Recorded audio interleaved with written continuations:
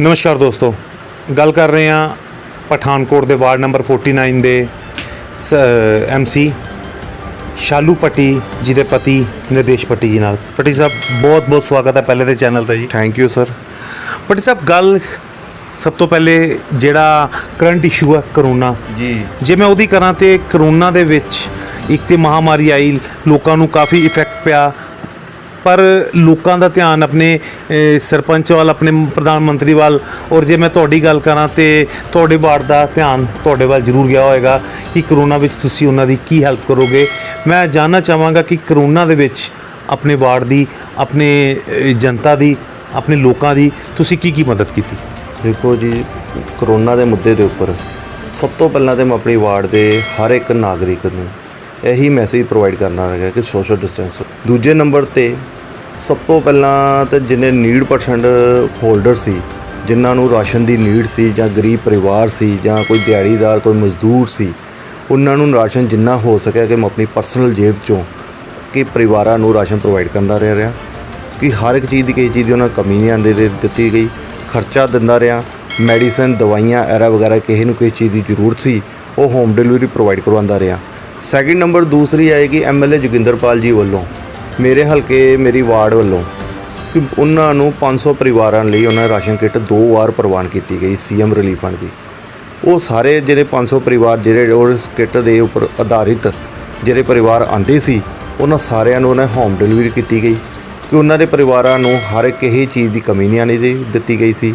ਵਿਧਾਇਕ ਜੋਗਿੰਦਰਪਾਲ ਦੀ ਦਿਸ਼ਾ ਨਿਰਦੇਸ਼ਾਂ ਦੇ ਅਨੁਸਾਰ ਹੀ ਇਹ ਭਲਾ ਹਰ ਇੱਕ ਵਾਰਡ ਦੇ, ਹਰ ਇੱਕ ਘਰ ਦੇ, ਹਰ ਗਰੀਬ ਪਰਿਵਾਰ ਦੇ ਕੋਲ ਜਾ ਕੇ ਪਰਸਨਲੀ ਤੌਰ ਤੇ ਮਿਲ ਕੇ ਹਰ ਚੀਜ਼ ਦੀ ਉਹਨੂੰ ਪ੍ਰੋਵਾਈਡ ਕੀਤੀ ਗਈ ਸੀ। ਜੇ ਗੱਲ ਕਰੋਨਾ ਤੋਂ ਪਹਿਲੇ ਦੇ ਵਿਕਾਸ ਕਾਰਿਆਂ ਦੀ ਕਰੀਏ ਤੇ ਕੀ ਖੇਤਰ ਵਿੱਚ ਕੀ ਵਿਕਾਸ ਹੋਇਆ, ਕਿਸ ਤਰ੍ਹਾਂ ਦੇ ਕੰਮ ਕਰਾਏ ਗਏ? ਸਰ, ਮੈਂ ਇਹ ਚੀਜ਼ ਦਾ ਵੈਰੀਫਾਈ ਕਰਨਾ ਚਾਹੁੰਦਾ ਕਿ ਕਾਰਨ ਕਿ ਸਾਡੀ ਜਿਹੜੀ 49 ਨੰਬਰ ਵਾਰਡ ਸੀ, ਪਹਿਲਾਂ ਨਗਰ ਪੰਚਾਇਤ ਸੀ, ਪੇਂਡੂ ਏਰੀਆ ਸੀ। ਇਹਨਾਂ ਨੂੰ ਕਾਰਪੋਰੇਸ਼ਨ ਪਠਾਨਕੋਟ ਨੇ ਟੇਕ ਓਵਰ ਕਰਕੇ ਇਹਨੂੰ ਫਸਟ ਟਾਈਮ ਪਹਿਲੇ 5 ਸਾਲਾਂ ਦੇ ਵਿੱਚ ਇਲੈਕਸ਼ਨ ਆਏ ਸਾਡੇ 5 ਸਾਲ ਹੋਏ। 5 ਸਾਲਾਂ ਦੇ ਵਿੱਚ 5.5 ਕਰੋੜ ਰੁਪਇਆ ਮੈਂ ਆਪਣੀ 49 ਨੰਬਰ ਵਾਰਡ 'ਚ ਲਵਾ ਛੱਡੇ।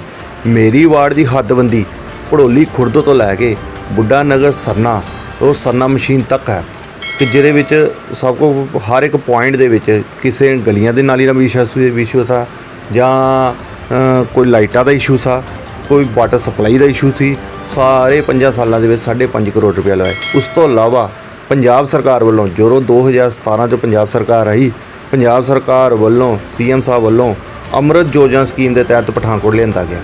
ਜਦੋਂ ਅੰਮ੍ਰਿਤ ਯੋਜਨਾ ਸਕੀਮ ਦੇ ਵਿੱਚ ਪਠਾਨਕੋਟ ਲਿਆਂਦਾ ਗਿਆ, ਉਹਨਾਂ ਵਿੱਚੋਂ 63 ਕਰੋੜ ਰੁਪਈਆ ਸਾਡੀਆਂ 5 ਭੋਏ ਹਲਕੇ ਦੀਆਂ ਵਾਰਡਾਂ ਨੂੰ ਕਵਰ ਕੀਤਾ ਗਿਆ, ਜਿਨ੍ਹਾਂ ਵਿੱਚੋਂ 29.5 ਕਰੋੜ ਰੁਪਈਆ ਮੇਰੀ ਵਾਰਡ ਭੜੋਲੀ ਖੁਰਦ ਤੋਂ ਲੈ ਕੇ ਸਰਨਾ ਮਸ਼ੀਨ ਤੱਕ, ਬੁੱਢਾ ਨਗਰ ਤੱਕ ਆਲਰੇਡੀ ਹੈ।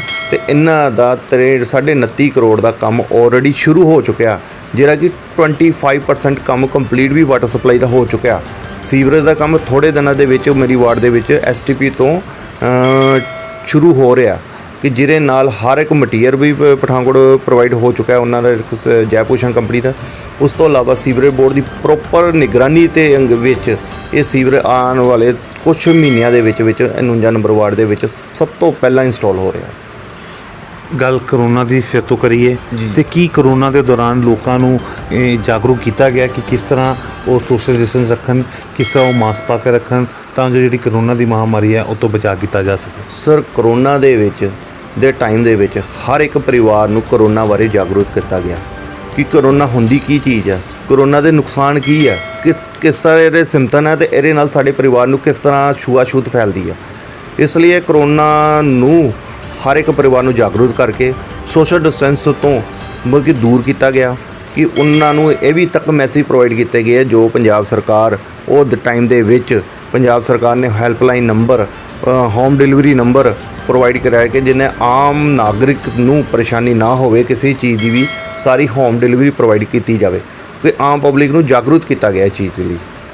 ਲੋਕਾਂ ਦੀ ਉਮੀਦਾਂ ਕਈ ਵਾਰੀ ਕਾਫੀ ਜ਼ਿਆਦਾ ਹੁੰਦੀਆਂ ਨੇ ਸਰਕਾਰਾਂ ਤੋਂ, ਤੇ ਮੈਂ ਜਾਣਨਾ ਚਾਹਾਂਗਾ ਕਿ ਕੀ ਰਾਸ਼ਨ ਕਾਰਡਸ ਵਗੈਰਾ ਹਾਲੇ ਤੱਕ ਕੋਈ ਹੋਰ ਨਵੇਂ ਕ੍ਰੀਏਟ ਕੀਤੇ ਗਏ, ਜਾਂ ਹੋਰ ਲੋਕਾਂ ਦੀ ਇਸ ਤਰ੍ਹਾਂ ਦੀ ਕਿਹੜੀ ਮਦਦ ਕੀਤੀ ਗਈ ਜਿਹੜੀ ਕਿ ਪ੍ਰਸ਼ਾਸਨ ਵੱਲੋਂ ਤੁਸੀਂ ਕਰਵਾ ਸਕਦੇ ਸੀ? ਮੈਂ ਆਪਣੇ MLA ਜੋਗਿੰਦਰਪਾਲ ਜੀ ਦਾ ਮੈਂ ਲੱਖ ਧੰਨਵਾਦ ਕਰਦਾ ਕਿ ਜਿਨ੍ਹਾਂ ਦੀ ਬਦੌਲਤ ਦੇ ਵਿੱਚ ਮੇਰੀ ਵਾਰਡ 49 ਦੇ ਵਿੱਚ ਸਰਨਾ ਦੇਖਿਆ ਜਾਵੇ, ਬੁੱਢਾ ਨਗਰ ਦੇਖਿਆ ਜਾਵੇ, ਭੜੋਲੀ ਅਸੈਂਬਲੀ ਸੁਜਾਨਪੁਰ ਦੀ ਆ ਉਹ ਵੀ ਦੇਖੀ ਜਾਵੇ। ਇਹ ਅਸੈਂਬਲੀਆਂ ਦੇ ਵਿੱਚ ਉਹਨਾਂ ਨੇ ਪਹਿਲ ਦੇ ਆਧਾਰ ਤੇ ਬਿਨਾਂ ਮਤਭੇਦ ਕਰਕੇ ਨਾ ਤਾਂ ਕੋਈ ਕਾਂਗਰਸੀਆ ਦੇਖਿਆ ਗਿਆ, ਨਾ ਕੋਈ ਬੀਜੇਪੀ ਦੇਖਿਆ ਗਿਆ, ਗਰੀਬ ਪਰਿਵਾਰ ਦੇਖਿਆ ਗਿਆ, ਇਨਸਾਨੀਅਤ ਦੇਖੀ ਗਈ। ਪਹਿਲ ਦੇ ਆਧਾਰ ਤੇ ਹਰ ਇੱਕ ਪਰਿਵਾਰ ਦਾ ਰਾਸ਼ਨ ਕਾਰਡ ਪ੍ਰੋਵਾਈਡ ਕੀਤਾ ਗਿਆ, ਜਿਨ੍ਹਾਂ ਦੀ ਆਲਰੇਡੀ ਸੈਕਿੰਡ ਟਾਈਮ ਵੀਟ ਜਿਹੜੀ ਉਹਨਾਂ ਨੂੰ ਆਲਰੇਡੀ ਪ੍ਰੋਵਾਈਡ ਹੋ ਚੁੱਕੀ ਆ। ਜੋ ਪਹਿਲਾਂ ਤੇ ਜੋ ਪੰਜਾਬ ਸਰਕਾਰ ਵੱਲੋਂ ਇਸ਼ੂ ਹੋਈ ਸੀ ਮਾਰਚ ਮਹੀਨੇ, ਉਸ ਤੋਂ ਬਾਅਦ ਹੁਣ ਜਿਹੜੀ ਵੀਟ ਫ੍ਰੀ ਵੀਟ ਆਈ ਹੋਈ ਆ ਉਹ ਵੀਟ ਵੀ ਉਹਨਾਂ ਨੂੰ ਪ੍ਰੋਵਾਈਡ ਕਰਵਾ ਦਿੱਤੀ ਗਈ ਆ। ਹਰ ਪਰਿਵਾਰ ਦਾ ਰਾਸ਼ਨ ਕਾਰਡ ਕੀਤਾ ਗਿਆ ਨੀਡ ਪਰਸਨ ਨੂੰ, ਕਿਸੇ ਪਰਿਵਾਰ ਨੂੰ ਰਾਸ਼ਨ ਕਾਰਡ ਤੋਂ ਕੋਈ ਨਾ ਨੁਕਤਾ ਨਹੀਂ ਕੀਤੀ ਗਈ ਜੀ। ਮੈਂ ਚਾਹਾਂਗਾ ਕਿ ਸਾਡੇ ਪੂਰੇ ਪੰਜਾਬ ਦੇ ਜਾਂ ਆਪਣੇ ਵਾਰਡ ਦੇ ਜਿਹੜੇ ਦਰਸ਼ਕ ਸਾਡੇ ਚੈਨਲ ਦੇਖ ਰਹੇ ਨੇ ਉਹਦੇ ਜਿਹੜੀ ਤੁਸੀਂ ਉਹਨਾਂ ਨੂੰ ਕੀ ਸੰਦੇਸ਼ ਦੇਣਾ ਚਾਹੋਗੇ? ਦੇਖੋ ਸਰ, ਮੈਂ ਆਪਣੇ ਵਾਰਡ ਦੇ ਦਰਸ਼ਕ ਜੋ ਵੀ ਹੈ, ਮੇਰੀ ਪਬਲਿਕ ਹੈ ਜਾਂ ਸਾਰੇ ਪੰਜਾਬ ਦੀ ਆਵਾਮ ਹੈ, ਉਹਨਾਂ ਨੂੰ ਇਹੀ ਮੈਂ ਮੈਸੇਜ ਦੇਣਾ ਚਾਹੁੰਦਾ, ਕਰੋਨਾ ਮਹਾਮਾਰੀ ਤੋਂ ਬਚ ਕੇ ਰਹੀਏ।